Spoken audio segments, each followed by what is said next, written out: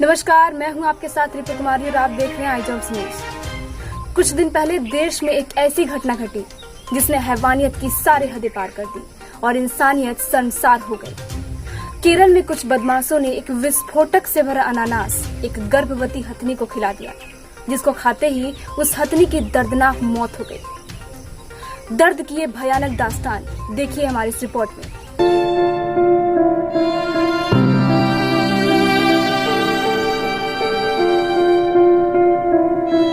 बेजुबा है हम, आखिर क्या बिगाड़ा था जो हमें ऐसी सजा दी। मुझ पे ना सही एक माँ पर तो मानवता दिखा देते। अंतिम समय में उस मासूम गर्भवती हथनी की आत्मा कुछ ऐसा ही बोल रही होगी जिसे कुछ हत्यारों ने अपने मनोरंजन के लिए विस्फोटक से भरे अनानास खिलाकर उसे मौत के घाट उतार दिए। इंसानियत को शर्मसार करने वाली ये घटना केरल के पलक्कड़ जिले की है।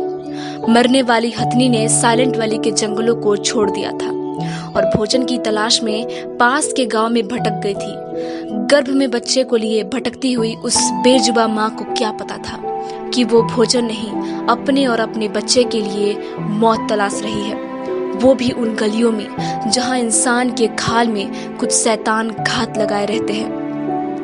भूख से तड़प रही उस मासूम को खाना तो नहीं, लेकिन कुछ बदमाशों ने विस्फोटक से भरे अनानास के रूप में दर्दनाक मौत को उसके सामने परोस दिया, जिसको खाते ही अनानास हथनी के मुंह में फट गया। इस विस्फोट में हथनी का मुंह, जबड़ा और दांत बुरी तरह से घायल हो गया। उसके बावजूद उस हथनी ने किसी को नुकसान न पहुंचाया और साबित कर दिया कि वो जानवर होते हुए भी उसमें मानवता है और इंसान जो मानव है, लेकिन उनकी मानवता अब मर चुकी है। असहनीय दर्द को झेल रही बेजुबा अंत में दर्द से निजात पाने के लिए वेलियार नदी में अपने सूंड और मुंह को दबाकर खड़ी हो गई, इस उम्मीद में कि नदी के बहाव के साथ शायद उसका दर्द भी बह जाएगा। ऐसे में जल समाधि लेकर वो गर्भवती हथनी मौत की गोद में हमेशा के लिए सो गई। इस घटना पर केरल के मुख्यमंत्री पिनाराई विजयन ने दोषियों को कड़ी सजा देने की बात कही है। Kerala is a society that respects the outrage against injustice. If there is any silver lining in this, it is that we now know that we can make our voices heard against injustice. Let us be that people who fight injustice in all its forms, every time, everywhere. Mahatma Gandhi ने कहा था कि अगर किसी देश को आजमाना है तो देखो कि वहाँ के लोग जानवरों के साथ कैसे पेश आते हैं। राष्ट्रपिता की नसूलों के चश्मे से आज अपने देश को देखने पर एक क्रूरता, दर्दनाक और भयानक तस्वीर सामने आती है। दिल दहला देने वाली ये घटना तब सामने आई जब मादा हाथी को बचाने पहुंचे वन अधिकारियों में से एक अधिकारी मोहन कृष्णन ने अपने फेसबुक पेज पर उस हथनी की दर्दनाक मौत की कहानी शेयर की। इस घटना के सामने आते ही देश भर में लोगों का गुस्सा सोशल मीडिया के जरिए फूटने लगा।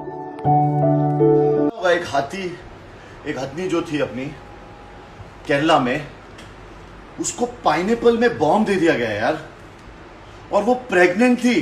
क्या उस पर कड़ी से कड़ी कार्रवाई होनी चाहिए। दर्द में सुलगती इन तस्वीरों के साथ जरा आप कानून पर नजर डालते हैं जो वन्य जीवों की सुरक्षा के लिए बनाए गए हैं। भारत में आईपीसी की धारा 428 और 429 के तहत किसी भी जानवर को मारना या उसे चोट पहुंचाना और अपंग करना एक दंडनीय अपराध है, जिसके तहत दोषी पाए जाने पर कड़ी सजा देने के साथ जुर्माने का प्रावधान है। अगर कोई जानवर बीमार है या गर्भवती है तो उसे चोट पहुंचाने पर दोषी को 2 साल की जेल और जुर्माना देना पड़ता है।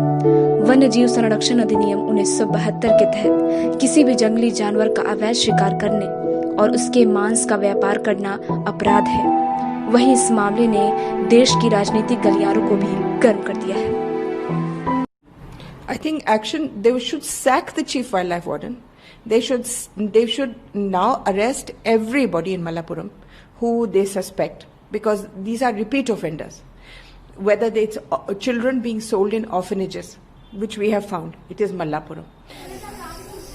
पहले इंसानों ने जंगलों की कटाई करके उन जानवरों से उनका घर छीन लिया और अब उनकी जिंदगियां भी छीन रहे हैं। ये कोई पहला मामला नहीं है। मासूम जानवरों की दर्दनाक मौत की कहानी हत्यारे हर दिन लिखते हैं और ये सिलसिला यूं ही चलता रहता है। इस तरह की कई केसेस इंसाफ के लिए कोर्ट के दरवाजे तक पहुंचती है और कई ऐसे केसेस हैं जो कि मशक्कत से पुलिस स्टेशन तक पहुंचती है और कई तो देश के किसी सड़क, नाले या फिर तालाब में उन मासूम जानवरों की लाश के साथ अपना दम तोड़ देती है।